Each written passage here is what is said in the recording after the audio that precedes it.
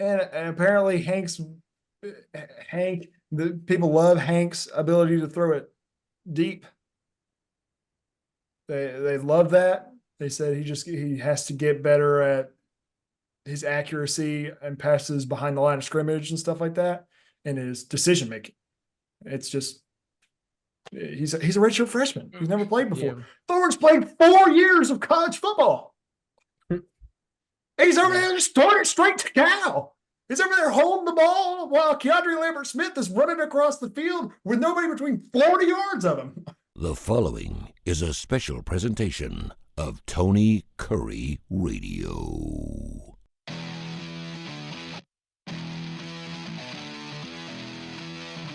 Hello, everyone. Welcome back to Students of the Game. My name is Alex Baumann, and I'm joined by my co-host today, Gray Oldenburg and Nathan Glidewell.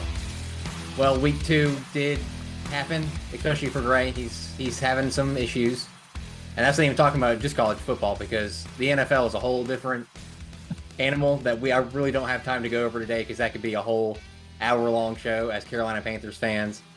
Bryce Young, Dave Canales, David Tepper. I could say so much, but we're going to focus on college football today.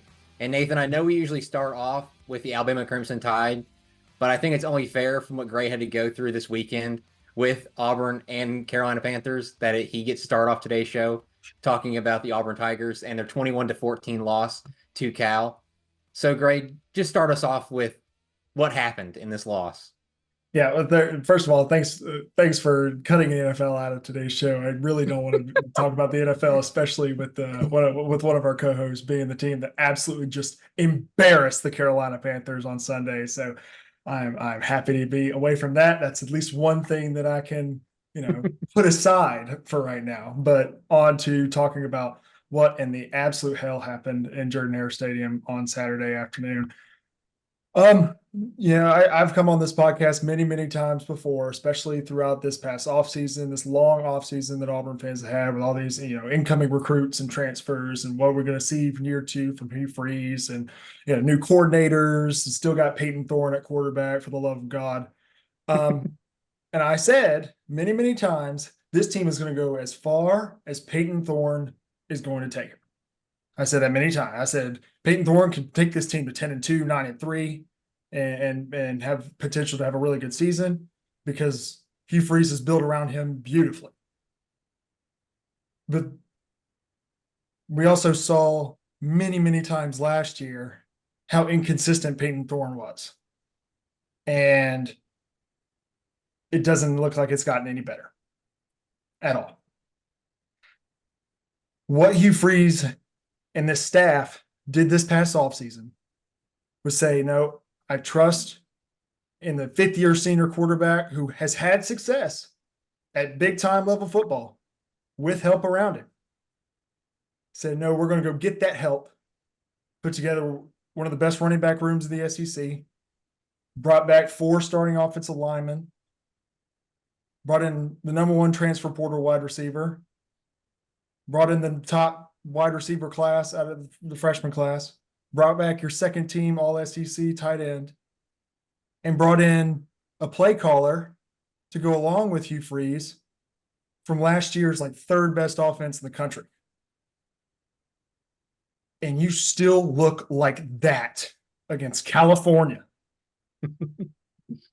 Yeah, fed up with it. They're fed up with it. Auburn fans are fed up with it, and it's getting ridiculous. And it just shows how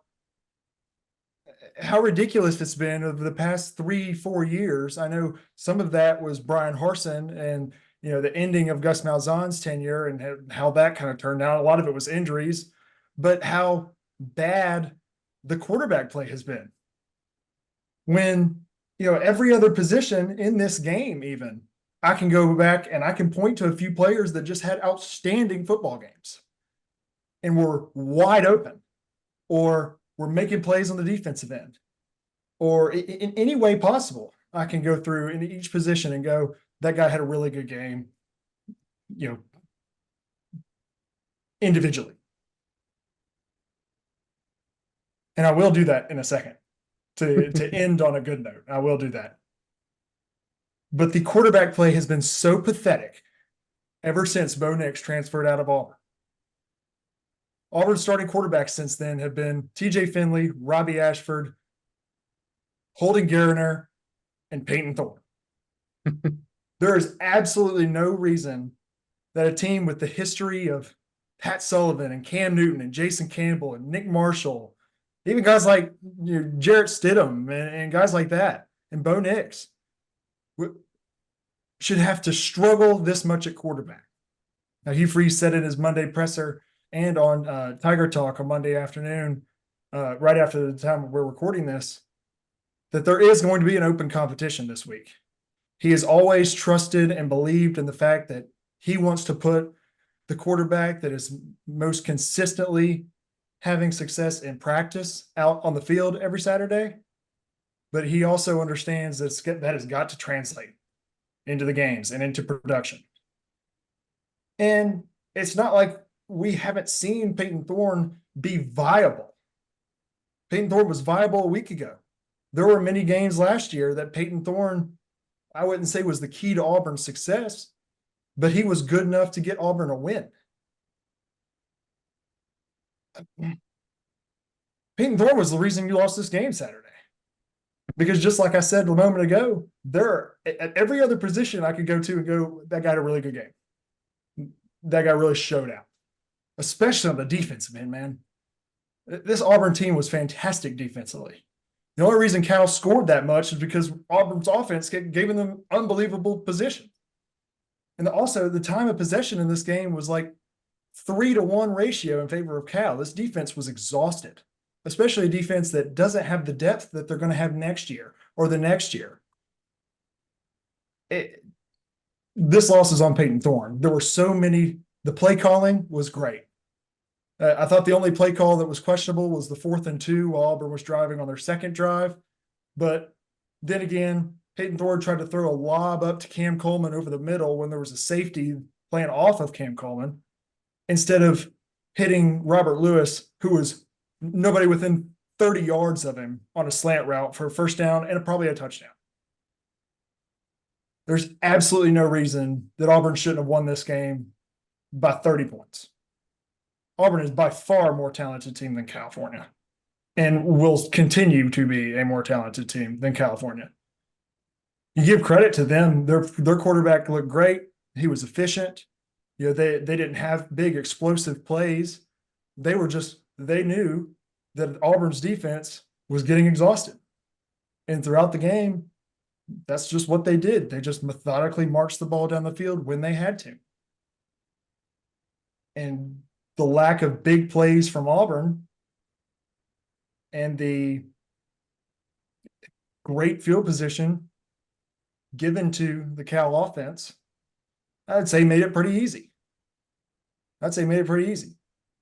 There are some spots in the defensive end that needed work. I would say there were a few times where Auburn's cornerbacks, Keontae Scott, Kayan Lee, Champ Anthony, weren't turning around and finding the ball while the ball was in the air a couple of times. That's a mistake. Those are things you can go and change on film. That's something that Charles Kelly and Wesley McGriff are very, very good at, and have proven that many years before. But, oh my goodness. There were so many plays where we had a wide receiver running wide open. You can't blame it on the receivers anymore. You can't blame it on the offensive line. Thorne had an average time in the pocket of almost 4 seconds. That is insane. Compared to last year, it wasn't even 2 seconds. Auburn wasn't able to establish the run in this game, but I don't think the running backs played bad. Jarquez Hunter had 77 yards. I don't think you had a good enough rotation at running back, but you were playing from behind in most of this game. You were trying to sling it around. And then, Auburn's finally feels like they've got a chance. They score with about 6 minutes left. Defense gets a stop. Get the ball back. Another interception. Okay, defense gets the ball back again. Again, they stop this team. First play interception.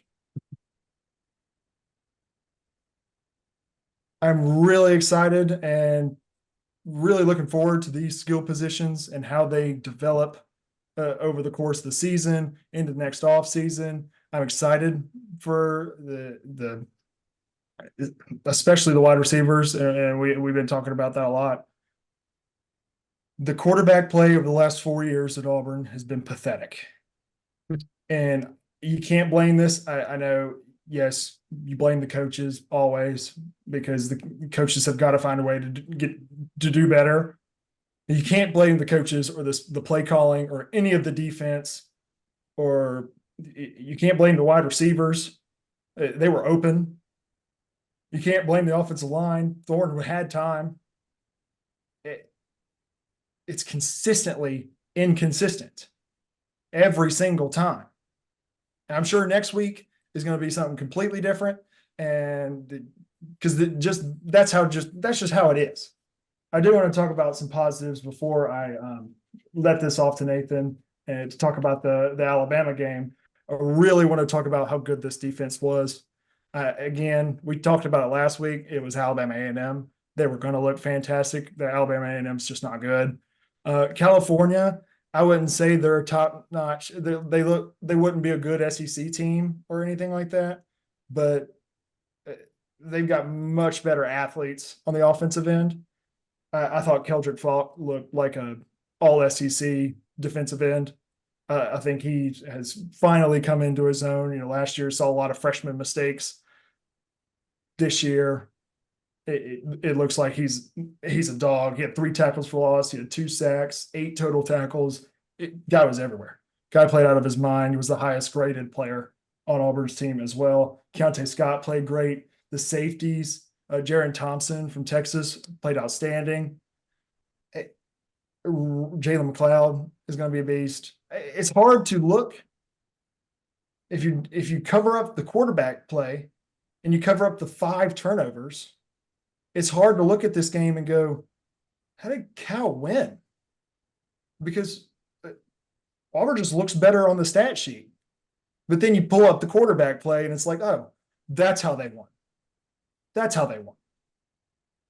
And the last thing about Thorne, man, it's you can get mad at a freshman or a redshirt freshman or a guy with no experience for making freshman mistakes.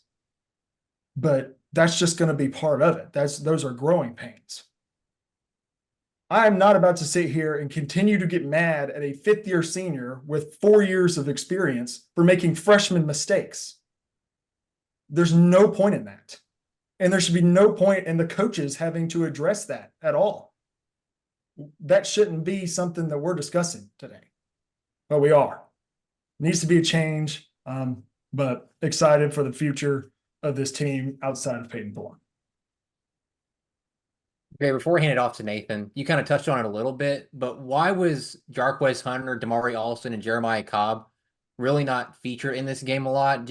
Jarquez only had 12 carries. Damari and Jeremiah only combined for 3. You saw it last week where they didn't run the ball a lot, but that was, granted, they were up like 70 points on Alabama A&M, and I know they were down a lot this game, but when Peyton Thorne's throwing the ball to the other team, why do you not lean on your running game more? And why did Hugh Freeze not really do that? Yeah, well, early in the game, it sounded like the game plan was more to sling it around. The hole in California's defense was their secondary, especially their safeties.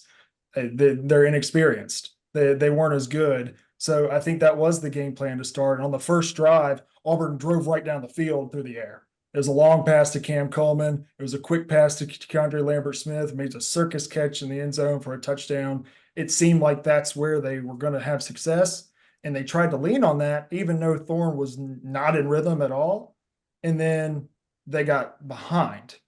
And, Jarquez Hunter only had like 3 carries at halftime. He got most of his carries in the second half and, had run for some nice runs. But that strength of that California defense was that front 7. I know that there's where they wanted to clear away from. And in the fourth quarter, they were like, we've got to find something.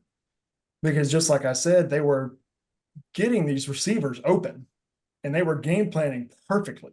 Derek Nix put up a beautiful game plan against this California defense, along with Hugh Freeze and Kent Austin and those guys. Thorne just couldn't hit a broadside of a barn door. It's just ridiculous. I do want to see You touched on it just a second ago, Alex. I do want to see more rotation at that running back slot. I know Jarquez Hunter's fantastic. I know he's amazing, but especially as Auburn gets into that meat of that SEC schedule, where it's going to be very, very tough week after week after week. I do want to see Jeremiah Cobb more. I do want to see Damari Alston on more goal line sets and stuff like that. We've got 3 very good running backs. Don't rely on Jarquez. You don't have to rely on him like you did like Tank Bixby a couple of years ago, where it's just like he's getting exhausted, or Kerryon Johnson when he got hurt in the SEC championship game. That's because we were running him 40 times a game. You don't have to do that with Jarquez Hunter. Let's spread it around a little bit. All right, Nathan, let's flip over to Alabama here in their 42-14 win over USF. A little bit misleading, that final score, because going into the fourth, it was a 14-13 game. And then you make one substitution and it feels like the script was flipped.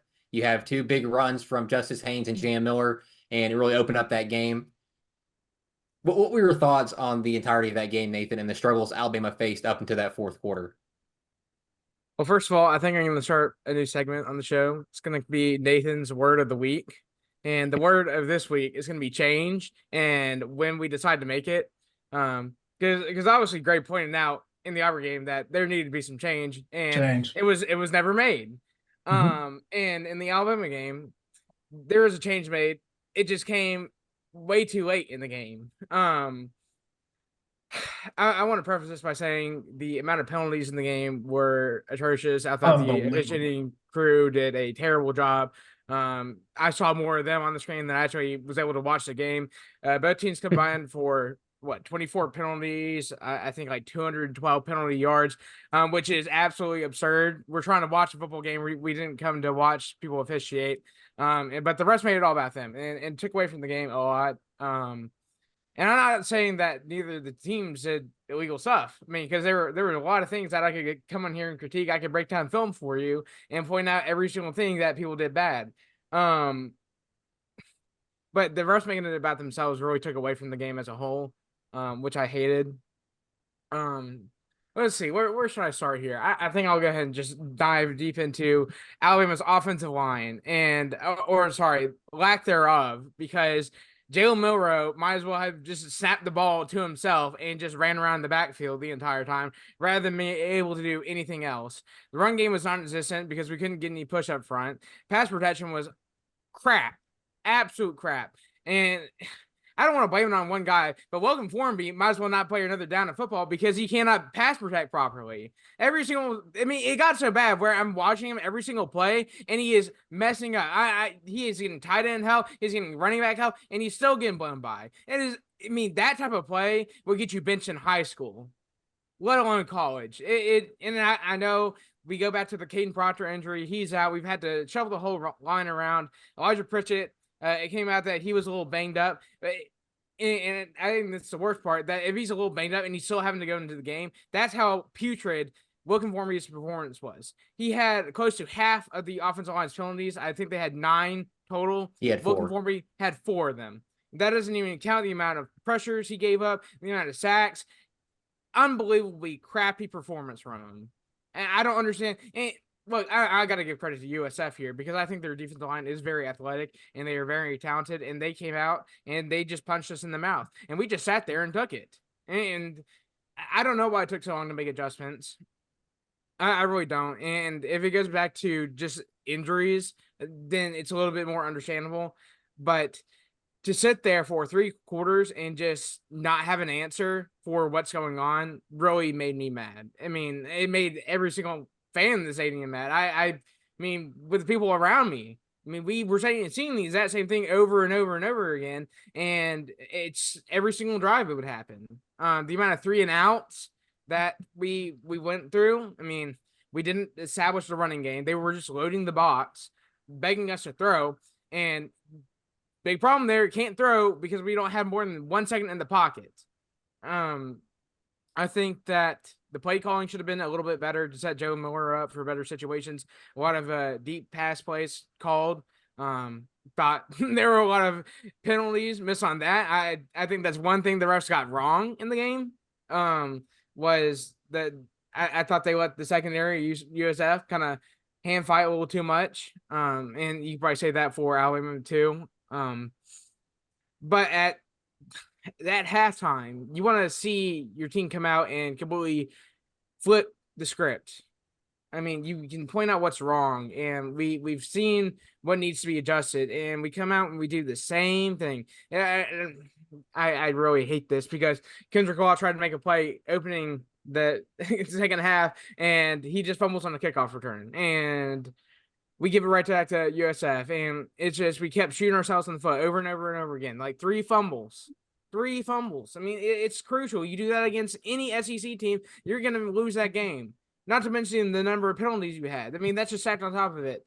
It's like if you could continuously mess up over and over and over again against a team like USF and still win, it's incredible. And I think that comes down to the substitution that was made to put Elijah Pritchett in for Will Conformity at right tackle, because as soon as he comes in the game, Alabama scores in 3 plays.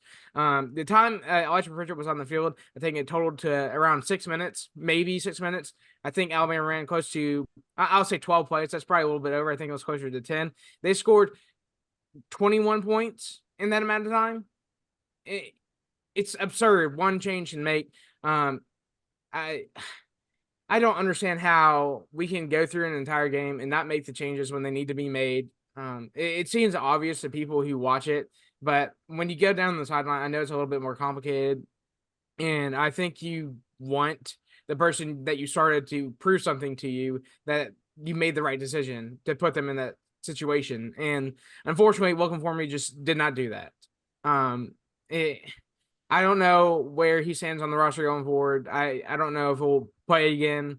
Alabama's offensive line, I don't know if Ken Proctor will be back this week. Kevin DeBoer said he's making progress, so I'm hoping he'll be back this week.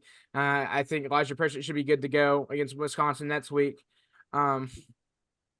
It was really pathetic to see Alabama not be able to just impose their will at times against USF, which they are a really good team, but you're coming out against a group of 5 team, and you got to be able to go and respond after being punched in the mouth. I felt like Alabama struggled to do that, and waiting till there's 6 minutes left in the game to do that really just did not sit right with me.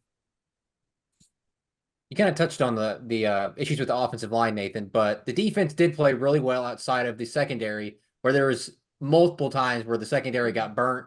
And if the USF quarterback Byron Brown was remotely accurate, if that was Jackson Dart back there or Quinn Ewers, this game might have been a lot different going into halftime than it was. It might have been a 24-7 lead for USF, but he missed a lot of open receivers. Secondary got burned a couple times.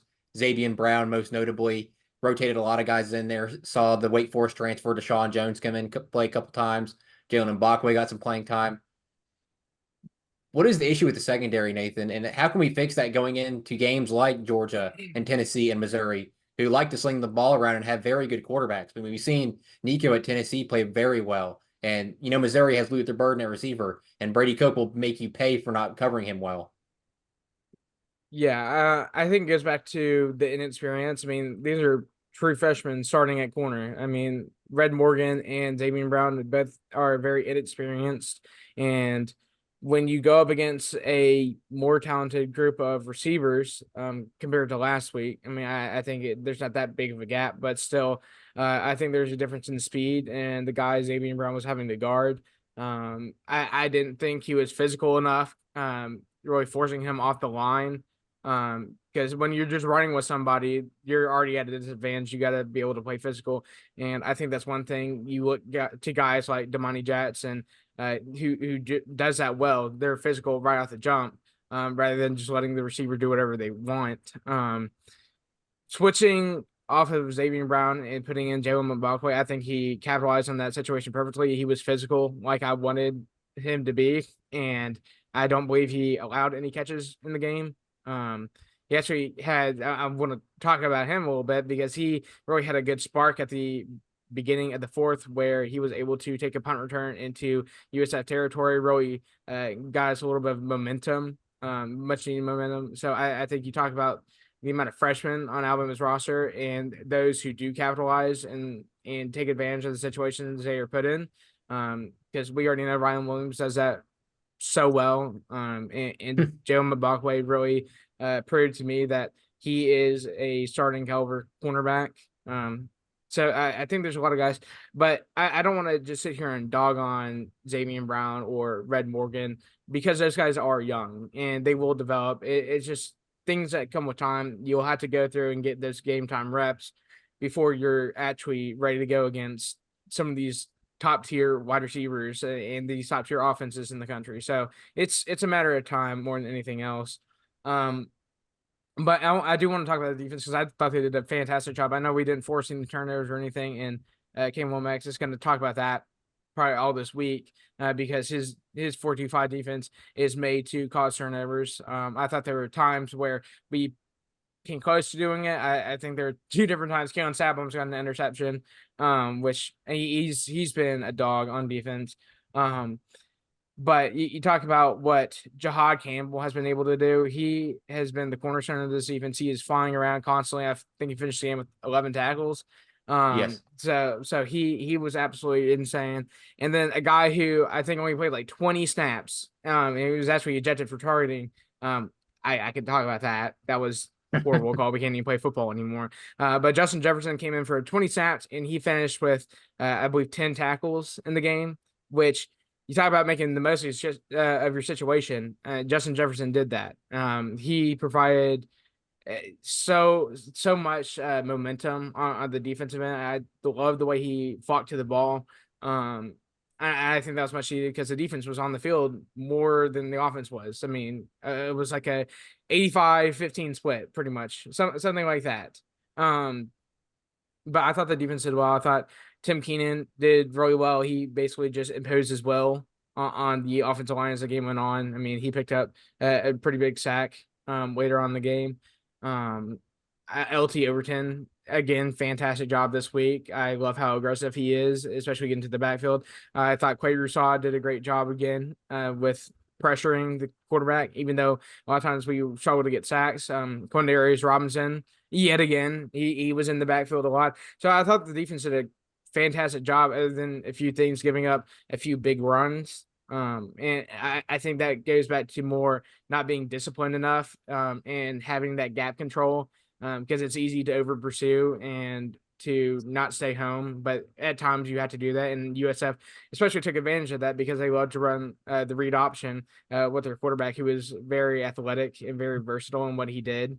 And then the way that USF ran the ball against that front 7, I felt like we need to do a better job of controlling the line, and we did that as the game went on. But again, you got to start that from the jump. I mean, you can't just sit here and say I'm going to take a break for 2 quarters and then I'm going to actually start trying.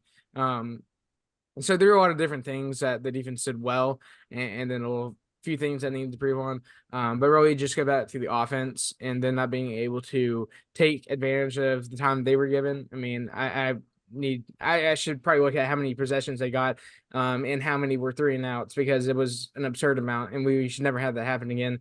Do want to say I was impressed with the way Jam Miller and Justice Haynes ran the ball towards the end of the game. I know Jam had that fumble. I mean, there was nothing he could really do about that. That's not really ball protection. That's just more he got hit by 2 people. One went high, one went low. The ball's going to pop out. And then scoring the ball late. Elijah Pritchett did a fantastic job sealing the edge on most runs. I thought that Parker Brailsford did a fantastic job at center. I mean, we didn't have to yell at him once that night. I believe he gave up no pressures, no penalties against him. Jaden Roberts on pulling was absolutely insane. I don't know how a man of his size and caliber can move that fast. I think that's illegal. But he was able to clean up a lot. He was a fantastic lead blocker on some of those big runs. So seeing more of that. And then the final thing, I think, I know this goes back with injuries, but Tyler Booker needs to play guard. That is his natural position. He is not supposed to be playing tackle. He cannot pass set like a tackle can. And having to move around game to game and play these different positions, it is entirely different. Tackle relies way much more on footwork and being able to have a little bit more leverage with your hands, especially coming up against really big edge guys. You talk about guard, you need to have a little bit more speed. You need to have a little bit more finesse. Because a lot of times with guards, you might have a little bit of inside help, but you're having to learn how to pick up the blitz a little bit better. And Tyler Brooker is so much better at that and being a lead blocker in pulling situations than he is at having to pass set against a guy who's much faster than he is at times. I think that's a big thing. But again, that just goes back to injuries. And once we get Caden Proctor back, I think Alabama will be in a much better situation. I didn't even discuss wide receivers. I thought Jeremy Bernard had a good game, and Ryan Williams again, great game. Kevin Prentice had a touchdown. Would have liked Kendrick Law to get more involved, but that's just not what the play calling really was able to get him going. And then I thought the tight ends for the most part did a decent job blocking. I think there was one holding penalty or maybe walking the back in a certain situation that it's like you want him to be able to, I think it was CJ Dupree, if I'm not mistaken, but it was one where you got to let the play go. You just can't put yourself in that situation to get that penalty. So a bunch of little things, but the big thing, the offensive line needs to get healthy. And next week we move on to Wisconsin, and while Wisconsin has not played their best football as of yet, they are very good defensively. And if you do not come out and punch them in the mouth, then they will be able to stay in that game. Playing at Wisconsin is a tough place to play. I'm going to go ahead and say that. I hate that it's 11 a.m. kickoff. I think that being on Fox, really, I hate that. It takes me back to the Texas game a few years ago, playing in Austin, 11 a.m. kickoff. I hated that game. So we just need to come out and punch them in the mouth. Moving away from Alabama and Auburn here, you have some other games happen. Kentucky beat South Carolina. Or South Carolina beat Kentucky, 31-6. Very surprising result there, considering how hype people were around Kentucky. Tennessee beat NC State 51-10. People had that marked as a marquee matchup. NC State, I don't know what their offense is. Grayson McCall. I think Gray's pretty happy they didn't go get him in the portal because he looked about as good as Peyton Thor did on Saturday. Texas played Michigan, beat them 31-12. Michigan's offense looks anemic. They need Connor Stallings back because they're not very good. Their defense is good for the most part, but their offense is atrocious. Northern Illinois upset Notre Dame 16-14. That was something. Penn State barely squeaks by Bowling Green after forcing 2 turnovers, 34-27. The Bowling Green quarterback had 2 interceptions to really ice the game for him. Oklahoma State has a walk-off touchdown against Arkansas, 39-31. Arkansas tried to get back in that game after having a 21-7 lead. And then on 4th down, Sam Pittman decides to run the football instead of do something else against the goal line front. Very questionable call there from Sam and Bobby Petrino. Boise State loses to Oregon 37-34. Another close week for Oregon against a lesser opponent. I know Boise State has Ashton Jeanty at running back, but when you play that team and Oregon has all this hype around them, it's expected to be a little bit more of a different result than that. Mm-hmm. Iowa State beats Iowa 20-19 on a walk-off field goal. Tulane falls to Kansas State 34-27. Freshman quarterback for Tulane fumbled the ball for Kansas State's go-ahead touchdown and threw a pick on the final drive. Don't want to blame it entirely on him. He's a freshman, true freshman. He's going to make mistakes, but those were 2 costly ones for a Tulane team that looked like they were going to hang around with a Kansas State team that might sneak into the college football playoff. Kansas loses to Illinois 23-17. Jalen Daniels looks like a shell of himself out there. Kansas defense is really good, only gave up 1 touchdown, but when Jalen Daniels throws 3 interceptions against Illinois, you're not really going to have a great time. And then Nebraska destroys Colorado 28-10. Shedeur Sanders leaves the game early, goes back to the locker room with his diva self, goes on a podcast the next day, criticizes his offensive line. I'm praying for him because after you criticize your offensive line, had to play 10 more games with that team. Yeah, You might be having, it might be like the longest yard game where they give Adam Sandler a good old showing and just don't block for him for like 4 straight plays. Might be something flip 4-2 for Shedeur. But guys, any of those games stick out to you? yeah. I was a little surprised. I won't take the Northern Illinois Notre Dame game away from y'all too. But I will say how surprised and how impressed I am about Tennessee. I'm not even going to try and pronounce his last name, but Nico is an absolute phenomenal quarterback. It looks like Josh Heupel has got that offense the way that they were. I'm not going to say they're the exact same offense as they were in 2022, but you really saw it felt like Tennessee went back to 2016 last year, and some of their play calling. It was a lot of screens with Joe Milton. It was screen here, screen that, then throw the ball 70 yards and miss it, then punt. And it looks like Tennessee has finally gotten back to what they were in 2022. Very excited about the future of that team. They've got studs at the wide receiver room. I'm excited about Nico's future, and I was surprised how lackluster Grayson McCall and that NC State offense was. I know that defensive front seven for Tennessee is outstanding, one of the best in the SEC, but I was shocked by that. To see them struggle that much, it just shows the difference between Miami and everybody else in the ACC is just massive. Miami's got a cakewalk in that conference, but very excited. I think Tennessee is going to be better than a lot of people originally even thought. Yeah, for me, I think we're going to talk about Oregon and Boise State. No, not so much about Oregon because I think we've already set our piece on Oregon, especially the way they played against Idaho the week before. But at the beginning of the season, we talked about the group of 5 teams and who would be the most likely to make the playoffs. And if these group of 5 teams can hang around in big games, I think that was really answered this weekend. Boise State, I know they fell short, but for a lot of that game, you really thought that they could win it. Same thing goes for a team in Tulane against Kansas State. They don't make certain mistakes in that game. I think they win it. And then we'll have another matchup with Memphis going to Florida State this week. I think that'll be another question answered. But for Boise State to be in the game like they were, and I thought at times they just had imposed their will. They said, we're going to run the ball, and y'all are just not going to stop it. And that's just what they did.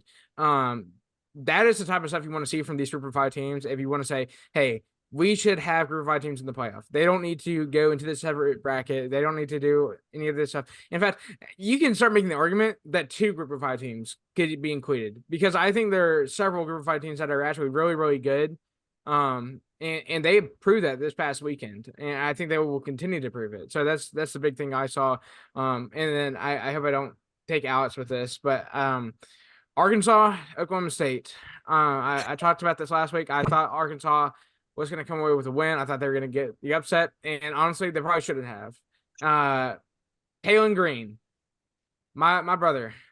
So at what point? I mean, it was 21-7. Arkansas really was just in control of the game. They were dominating offense. Their defense was doing unbelievable things. Alan Bowman was seeing ghosts out there. Ollie Gordon could not run the ball. They dominated the front 7.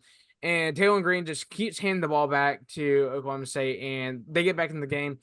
Neither team really wanted to win in overtime. In one period, neither team scored. They both missed field goals. And then in second overtime, I don't understand the 4th down call.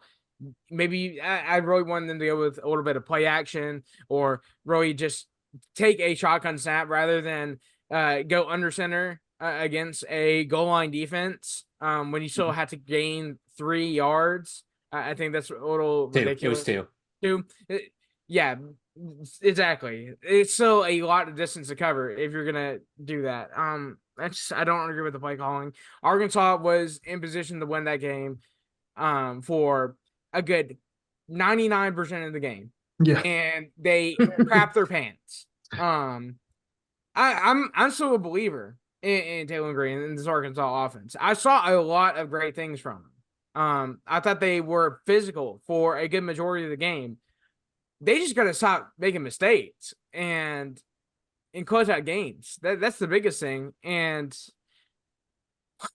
it hurts because this is one of the games that would define Arkansas season. If you start off with an upset win at Oklahoma State and you come up short, and now it's a sour taste in your mouth. I truly believe that Sam Pittman can be a good coach, but we're seeing a lot of the same mistakes Arkansas has continuously made for the past few years. And if he does not get it under control, he's going to lose his job because Arkansas will struggle to make bowl games. I've seen what Arkansas to be. They can be up here right now. They're all the way down here, out of frame. So how can Sam Pittman make that adjustment and get his team to stop committing these stupid turnovers in big games? Arkansas's next coach needs to hire Sam Pittman as their offensive line coach. Yeah, it will take you back to I think last year when they played at LSU and they were in that game and they committed turnovers And no and reason to be in that gave game. Yeah. yeah. So I think they are truly a good team. They just make a lot of mistakes. The Northern Illinois Notre Dame game, so somebody talked about it. I mean, Notre Dame got dominated on both lines of scrimmage. I know Notre Dame's offensive line is not the greatest, got a lot of freshmen starting there, not a lot of experience. But the defensive front and the defense for Notre Dame is your calling card. And I know they only gave up 16 points in Northern Illinois, but the defensive front for Notre Dame got dominated. It was absurd. And then look at Notre Dame's offense. Riley Leonard, 163 passing yards, no touchdowns, 2 interceptions, 11 carries, 16 yards, and a touchdown there. You look at Riley Leonard at Duke last year, he did not throw 2 interceptions in a game. And he was really a scrambling quarterback. He is the type of quarterback that is kind of like Caleb Williams. He's not up to that caliber, but he thrives on the crazy plays, getting outside the pocket, improvising. Yeah. And it feels like Mike Denbrock has this offense put into a box, which is crazy to me because Mike Denbrock at LSU last year, Jane Daniels won the Heisman and he was all over the place. And I'm not sure if it's Mike Denbrock's decision, Marcus Freeman's decision. Riley Leonard doesn't want to go out and run as much anymore due to his injury last year. I'm not sure what it is, but to have him put inside this box has really hindered Notre Dame these first 2 games of the season. I know they beat Texas A&M, but if Texas A&M was any good last week, this would have been the same result. They would have lost to A&M. So Notre Dame, Marcus Freeman, I think he's firmly on the hot seat. You bring in Sam Hartman last year from Wake Forest. He takes a big step back. Riley Leonard comes in from Duke. He looks like he's taking a big step back. So are the quarterbacks the problem, and you bring in a new offensive coordinator? So are the quarterbacks and coordinators the problem, or is the head coach the problem? And I think we're getting to the point where it appears the head coach is the problem. So I think Marcus Freeman is on a very hot seat. I know he's done some pretty good things in Notre Dame, but they're kind of like Alabama, where if you don't win me a lot of games, make the college football playoff, contend for it at least, and he hasn't done that, you're out the door. So Marcus Freeman is squarely on the hot seat. That's what's wrong with Notre Dame fans. They think they've won 7 national championships last 11 years like Alabama has or something like that. They haven't. They haven't won one. They expect it. Oh, and another game I'd like to talk about is the Tulane-Kansas State game.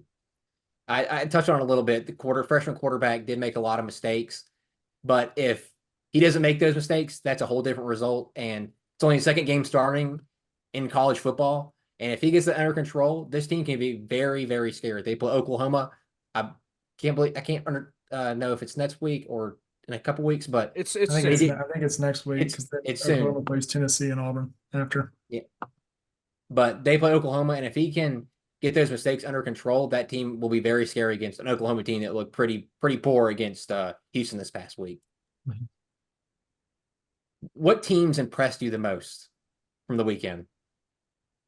Well, oh man, I gotta stick. I'll say 2. I gotta stick with my answer about what game stood out to me. I gotta say Tennessee. I did not think Tennessee would make the jump that Tennessee has. If that makes sense. I knew Tennessee was going to be good. We knew they were talented at the wide receiver spot. We knew they were incredibly talented on the front 4, front 7 on the defensive end.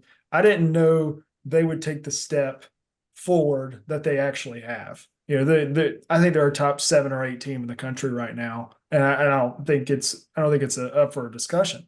I thought they would be a middle to upper pack SEC team, but it looks like they're wanting to compete for an SEC championship this year. Nico is a lot farther along in his development than I originally thought. And just like I said, when I was talking about that game, it looks like the play calling is opened back up like when they had Hendon Hooker back there and Jalen Hyatt and those guys. I'm excited because Tennessee's schedule is brutal. It is very brutal. I'll play Oklahoma here in a couple weeks. Obviously, Alabama, Georgia. Obviously, it's Tennessee. They're going to have a hard schedule. Is Nico going to be able to play like that, like he did against NC State, is the play calling going to be like that against NC State in those big games, especially in those road? Because you could call that was a neutral site game, but no, it was not. There's not that many NC State fans that really care about football. So Tennessee packed Bank of America Stadium. It was not a away game. Is Tennessee going to be able to perform like that on the road? We'll find out here in week 4 when they go to Oklahoma for Oklahoma's first SEC game. That place is going to be loud. That place is going to be ruckus. Can Tennessee answer the calling card right there? My second one, and I may steal one from Nathan here. I hope I don't. It's Boise State. Boise State ran down Oregon's throat. They're outstanding. We talked about a couple of weeks ago. We talked about group of 5 teams of the playoff, and we mentioned Boise State, but we didn't know Boise State was going to be that hard-nosed running down your throat football team. We didn't know Boise State was going to dominate Oregon on the line of scrimmage in week 2. You know, I don't think Oregon is as good as people think, and I know y'all agree with that, but Boise State looks a lot further along than they did a few years ago when they were getting all this hype. You know, Boise State, this looks like a Boise State team from 2007. It's a hard-nosed, run it down your throat Boise State team. I'm excited to see what happens with the group of 5 playoff entry. I think that's going to be more highly contested than we think. I'm really excited, and Nathan mentioned I'm really excited to watch Memphis in Tallahassee this week, because Memphis is one of those teams that is, you know, people expected them to be competing for that spot. You know, do we see the same kind of success that we saw from Boise State, that we've seen from Tulane, that we've seen from these other group of 5 schools? I'm excited to watch Boise State throughout their easy MAC schedule. So I gotta be careful with what team I say this week, because I said Penn State last week and they made me look absolutely stupid. Their running game was good though. It was Bowling Green. That's besides the point. For this week, I don't think I can go wrong with this answer. I think Texas is the most impressive team I've seen play thus far. What Quinn Ewers is able to do is absurd. I mean, stepping up in the pocket, being able to improvise and make certain plays. He just looks comfortable in any situation you put him in, honestly. And he takes advantage of what the defense gives to him, and he doesn't make a lot of mistakes. And that Texas defense is hard to beat. Texas is going to be a hard team to beat because they just don't make that many mistakes. Mm-hmm. So you're going to have to play a completely perfect game against them. And even still, I mean, the amount of talent they have, how well they execute, you're still probably going to fall short, because I truly believe Texas is top 2 team in the country, if not number 1. In fact, I would say they're the best team in the country right now, based off of what I've seen from Georgia. I think they have a little bit more to work on on the offensive end, just because they've lost so much. But Texas going into the big house and just absolutely dragging them through the mud. I know Michigan lost a lot of key pieces. I know they have a new head coach. You can keep making excuses for them. Texas just said, this is our stadium and we're going to do what we want. And that's exactly what they did. I'm going to throw a curveball out here. We haven't talked about this team past 2 weeks. Syracuse. Very impressed with Syracuse. Kyle McCord comes in there, has a lot of confidence, throws for 4 touchdowns against Georgia Tech, almost 400 yards. Their running back, Allen, 83 yards rushing. The tight end, if you play college football, you know how good he is. 2 touchdowns, almost 100 yards there. And you limit Haynes King. He had a pretty good game, but you limit his weapons to a lot less than what they've used to. Jamal Haynes, only 35 rushing yards.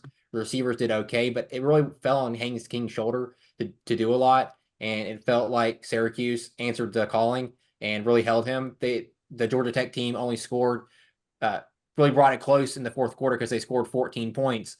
But Syracuse got the ball back at the end and just ran the rest of the clock out. I've been very impressed what Fran Brown has done at Syracuse in such a short amount of time. And Kyle McCord's confidence feels like it's completely different than last year at Ohio State. The coaches finally believe in him. He just goes out there and slings that thing. And Syracuse might be a very sneaky team in the ACC because, like Gray said earlier in the show, it's very weak. It's Miami and everybody else. As crazy as that is to say nowadays, it's Miami and everybody else. And Syracuse might be that second team to compete with Miami. I'm not going to say they're going to go into Miami and the ACC championship game if it gets to that point and beat them, but they've been very competitive and look very well-rounded with a new head coach and a new quarterback. Oh, I will add this. Boston College does play, I believe, at Missouri this week. Is that a telltale game to say if there is Missouri an upset watch? And if Boston College does complete it, are they the real deal in the ACC? Can they contend in the ACC? I know we talked about it when they beat Florida State, but now we're trying to figure out Florida State's just very, very bad. Could Boston College actually be good? Let me ask you this, Nathan. Do you believe in Bill O'Brien? No, I do not. Okay, then I think you have your answer. He had Bryce Young, Jamison Williams, and John Mechie, and could not do anything. Well, Bryce Young doesn't appear to be very good anymore, so. I don't want to blame it entirely on Bryce Young. Like I said, me and Greg could sit here for about 45 minutes and have a little conversation. That's a whole. That's part 2 coming. Hear that? Hear that? Talk about being dragged through the mud. You're in the show, Alex. I'll end the show, everybody. For being great to cease to exist. All right, that's all the time we have for today. Thank you for listening and watching, students of the game.